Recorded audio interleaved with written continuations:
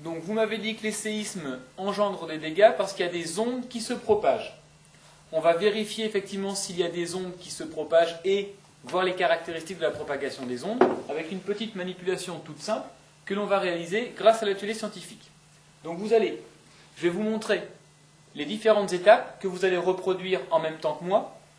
Vous allez commencer par cliquer sur Atelier scientifique collège.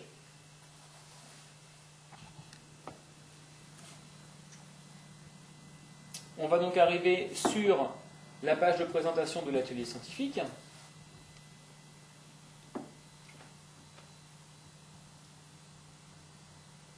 Sur cette page, nous allons cliquer sur le dernier icône Atelier scientifique collège pour les SVT.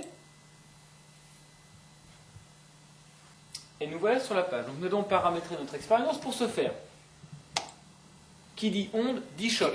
Le choc ici va être engendré par le marteau, d'accord, avec lequel vous allez taper sur un capteur qui se trouve au bout de la paillasse. Ces ondes vont être enregistrées. Elles vont être enregistrées et captées par ce capteur que vous avez là. Donc dans un premier temps, vous allez brancher ce capteur sur la console Primo. Et voilà, le capteur apparaît ici.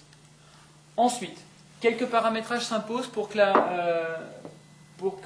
la mesure soit bien réalisée. Nous allons déjà commencer par indiquer à la console et à l'ordinateur quels sont les capteurs et qu'est-ce que l'on veut mesurer. On veut mesurer les ondes, donc on va placer le capteur Sismo ici, au niveau de l'axe des ordonnées. Ensuite, qui dit propagation dans le temps et dans l'espace. On va donc mesurer ici en fonction du temps. Je le place là. Je me mets sur le capteur à ce niveau-là. Pour des raisons d'affichage et des raisons de simplicité, vous allez cliquer sur affichage et on va cliquer sur cette petite icône qui va nous indiquer qu'on va avoir des points reliés entre eux pour bien visualiser les ondes. Ensuite, si je reviens sur le temps, ici, vous allez tout simplement indiquer la durée d'acquisition. On va avoir une durée d'acquisition très courte sur 10 millisecondes. Donc vous rentrez 10 ici et en unité les millisecondes, le petit m, le petit ms. Ensuite, le nombre de points. On va travailler avec 501 points.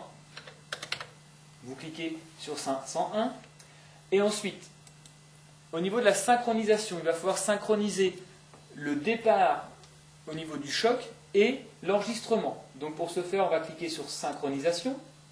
Dans le petit menu déroulant que vous avez ici, vous allez aller sélectionner synchro. Et puis enfin, vous avez le choix ici entre croissant et décroissant. Vous indiquez décroissant. À ce moment-là, on est prêt pour lancer la manipulation. Pour lancer la manipulation, il suffit de cliquer ici sur cette icône. On va vous demander le nom de la manipulation, ici manipulation 1, et on va lancer la manipulation. Donc maintenant, on est prêt. Vous allez taper pas trop fort sur le capteur qui se trouve ici, et le deuxième capteur va enregistrer les ondes créées par ce choc. Allez-y, vous pouvez taper. Vous avez donc créé des ondes qui ont été enregistrées par le deuxième capteur. Vous les retrouvez sur votre écran.